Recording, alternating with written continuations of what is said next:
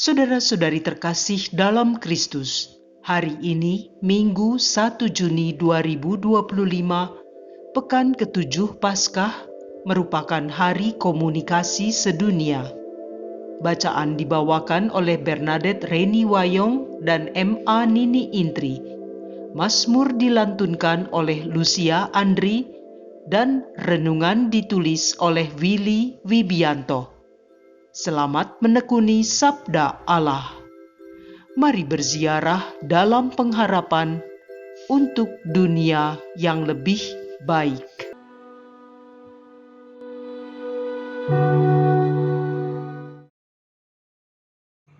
Dalam nama Bapa dan Putra dan Roh Kudus. Amin.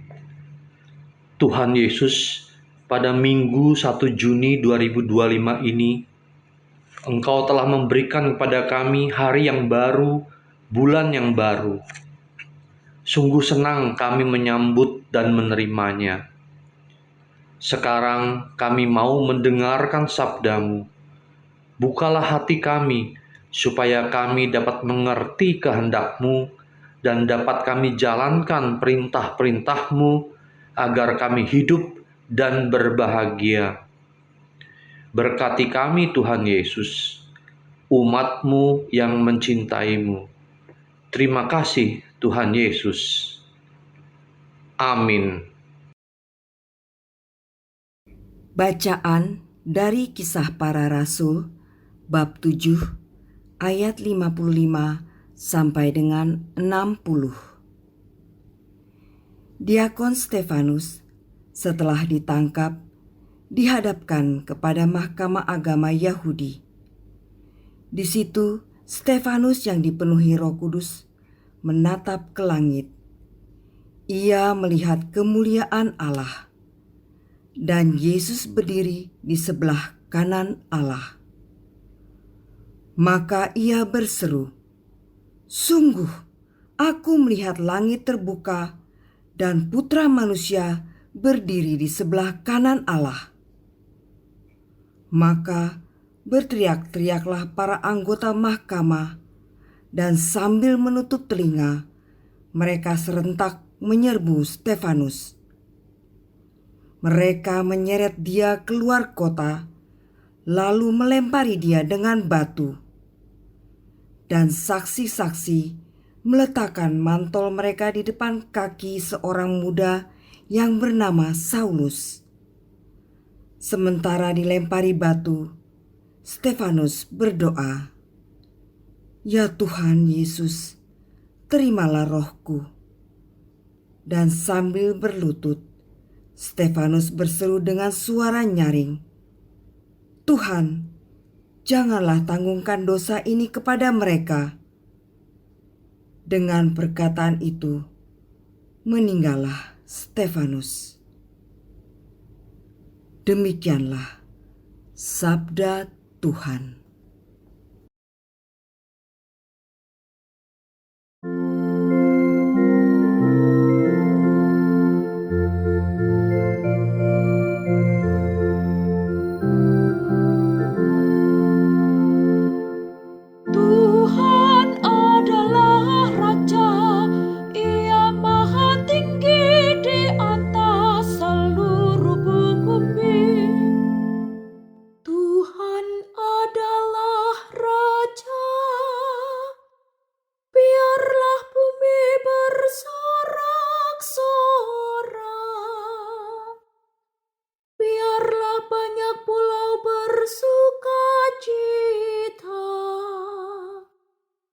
Keadilan dan hukum adalah tumpuan tahtanya. Tuhan adalah Raja, Ia Maha Tinggi di atas seluruh bumi. Langit memberitakan keadilannya, dan segala bangsa melihat kemuliaannya.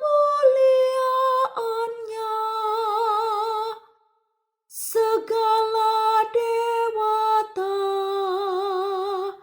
sujud menyembah Allah. Tuhan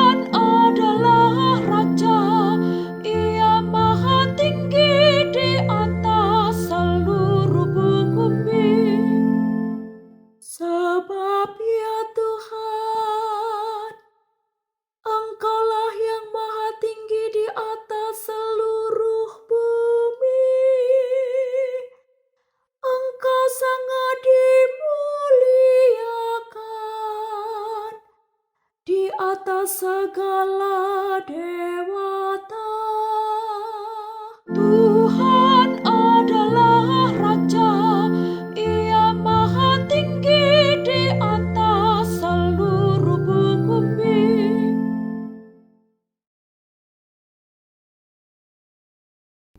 Bacaan dari kitab Wahyu bab 22 ayat 12 sampai dengan 14, dilanjutkan ayat 16 sampai dengan 17 dan 20. Aku, Yohanes, mendengar suara yang berkata kepadaku, "Sesungguhnya aku datang segera, dan aku membawa upah untuk membalas setiap orang menurut perbuatannya. Aku adalah Alfa dan Omega, yang pertama dan yang terkemudian, yang awal dan yang akhir. Berbahagialah mereka yang membasuh jubahnya. Mereka akan memperoleh hak atas pohon-pohon kehidupan dan masuk melalui pintu-pintu gerbang ke dalam kota yang turun dari surga, dari Allah." Aku mendengar pula suara yang berkata, "Aku, Yesus, telah mengutus malaikatku untuk memberi kesaksian tentang semuanya ini kepadamu bagi jemaat-jemaat. Aku adalah Tunas, yaitu keturunan Daud, bintang timur yang gilang gemilang." Roh dan pengantin perempuan itu berkata, "Marilah." Dan siapa saja yang mendengarnya, hendaklah ia berkata, "Marilah." Siapa saja yang haus, hendaklah ia datang, dan siapa saja yang mau, hendaklah ia mengambil air kehidupan dengan cuma-cuma.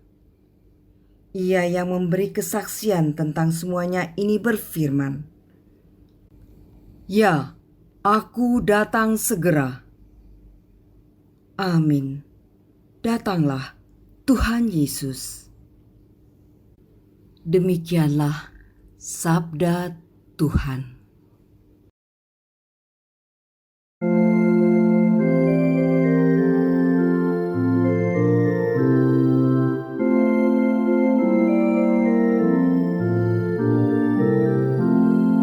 Alleluia, alleluia, alleluia, alleluia, alleluia, alleluia.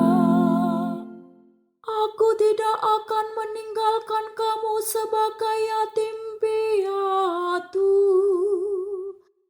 Aku akan datang kembali kepadamu, dan hatimu akan bersuka cita. Alleluia, alleluia, alleluia, alleluia, alleluia, alleluia.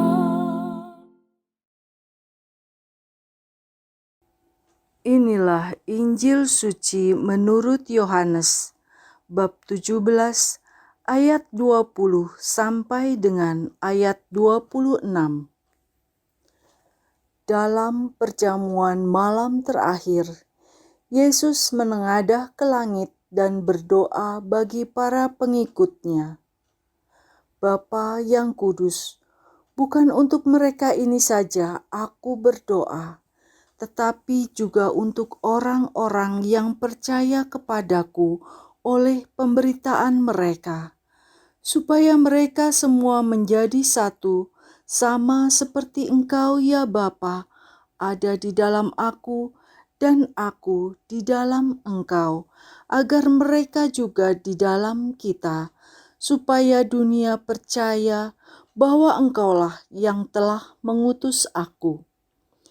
Aku telah memberikan kepada mereka kemuliaan yang Engkau berikan kepadaku, supaya mereka menjadi satu, sama seperti kita adalah satu. Aku di dalam mereka dan Engkau di dalam aku, supaya mereka sempurna menjadi satu, agar dunia tahu bahwa Engkaulah yang telah mengutus aku, dan bahwa Engkau mengasihi mereka sama seperti Engkau mengasihi aku.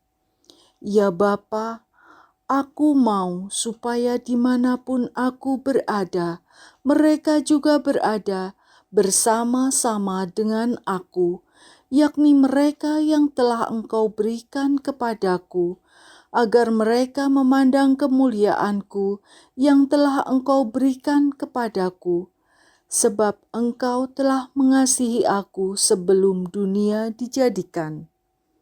Ya Bapa yang adil, memang dunia tidak mengenal Engkau, tetapi aku mengenal Engkau, dan mereka ini tahu bahwa Engkaulah yang telah mengutus aku, dan aku telah memberitahukan namamu kepada mereka, dan aku akan memberitahukannya, supaya kasih yang Engkau berikan kepadaku ada di dalam mereka, dan aku di dalam mereka. Demikianlah sabda Tuhan.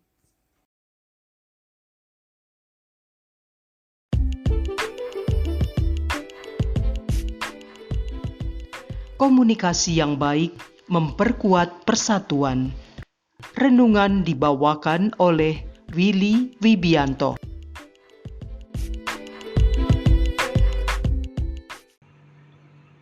Dalam bisnis yang aku geluti, aku pernah mendengar dari seorang leader yang sukses bahwa dia ingin mengajak banyak timnya bersama-sama traveling ke Alaska, menikmati dinginnya salju, dan naik kapal besar seperti kapal Titanic yang kita lihat dalam film itu. Menurut dia, kalau hanya berdua dengan istrinya saja, kurang seru. Kegembiraan layaknya dirayakan bersama. Ia ingin mengajak keluarga-keluarga yang lain juga. Itu soal kegembiraan duniawi yang sifatnya hanya sementara. Bagaimana dengan yang bersifat abadi selamanya? Mestinya hal itu menjadi lebih menarik lagi, bukan? Tuhan Yesus pun punya visi yang sangat jelas, yaitu ingin mengajak kita semua, umat gembalaannya, bersama-sama dengannya masuk ke sorga. Kita diajaknya agar dapat memandang kemuliaannya di sorga yang telah diberikan oleh Bapa-Nya. Karena Bapa telah mengasihi Yesus sebelum dunia dijadikan.